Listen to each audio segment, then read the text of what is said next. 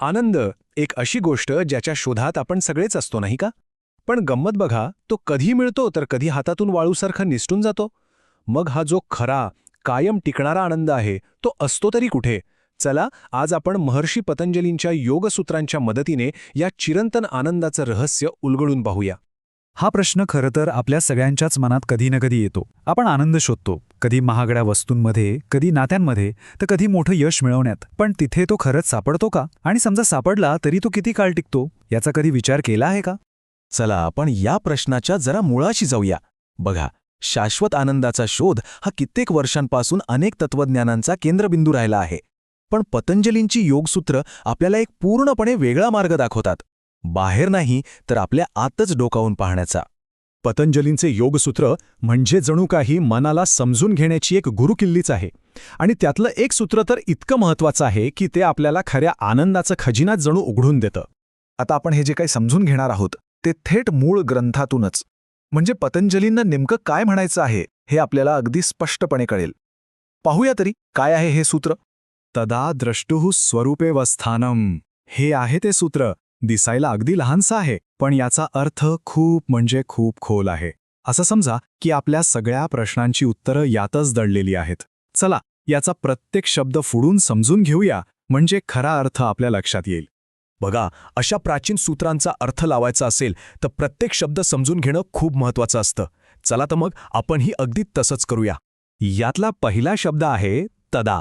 याचा अर्थ आहे त्यावेळी. पण मग प्रश्न येतो की नक्की कोणत्या वेळी? तर ज्या क्षणी आपण आपल्या मनातील विचारांवर आणि भावनांवर पूर्णपणे नियंत्रण मिळवतो, बरोबर त्या क्षणी. पुढचा शब्द आहे द्रष्टुः. याचा अर्थ आहे पाहणारा किंवा अनुभव घेणारा. सोप्या भाषेत सांगायचं तर आपण स्वतः, आपला आत्मा, जो या सगळ्याचा फक्त साक्षी असतो. आता पुढचा शब्द स्वरूपे. याचा अगदी सरळ अर्थ आहे स्वतःच्या मूळ रूपात किंवा आपल्या खऱ्या स्वभावात. आणि शेवटचा शब्द आहे अवस्थानम. याचा अर्थ होतो स्थिर होणे, म्हणजे कोणत्याही गोष्टीने विचलित न होता शांत, स्थिर राहणे. आता या सगळ्या शब्दांना एकत्र जोडून पाहूया. अर्थ एकदम स्पष्ट होतो. जेव्हा मनावर पूर्ण नियंत्रण मिळतं तेव्हा आपला आत्मा स्वतःच्या खऱ्या रूपात स्थिर होतो. पण हे खरं रूप म्हणजे नेमकं काय? चला, हेच जाणून घेऊया. पतंजलींच्या मते आपलं हे जे मूळ स्वरूप आहे ना, ते आहे सच्चिदानंद. चला, या शब्दाचा अर्थ काय आहे हेच समजून घेऊया. सच्चिदानंद म्हणजे सत, चित आणि आनंद. याचा अर्थ आहे खरा आणि कायम टिकणारा आनंद. हा असा आनंद आहे जो कोणत्याही बाहेरच्या गोष्टीवर अवलंबून नाहीये. तो आपल्या आतच आहे. तोच आपला खरा स्वभाव आहे. मग आपलं हे मूळ स्वरूप आहे तरी कसं? तर ते शुद्ध आहे, पूर्णपणे आनंदी आहे. त्यात सर्व प्रकारची समृद्धी आणि ऐश्वर्य भरलेलं आहे. याचं कारण म्हणजे आपण त्या परमेश्वराचाच एक अंश आहोत. याचा सरळ अर्थ काय होतो?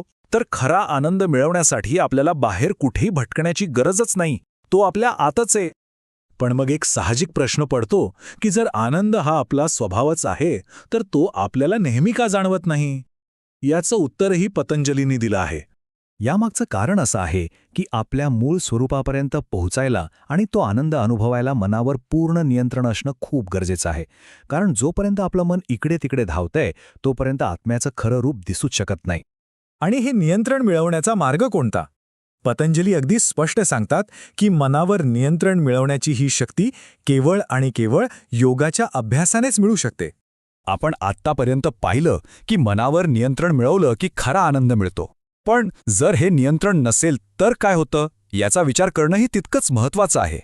तर पतंजलींच्या या सूत्रानुसार खरा आनंद आपल्या आतच आहे आणि मनावर नियंत्रण मिळवून तो अनुभवता येतो.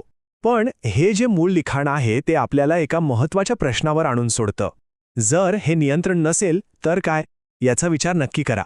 याचं उत्तर पतंजली पुढच्या सूत्रात देतात, पण आजसाठी हाच प्रश्न आपल्या मनात ठेवूया.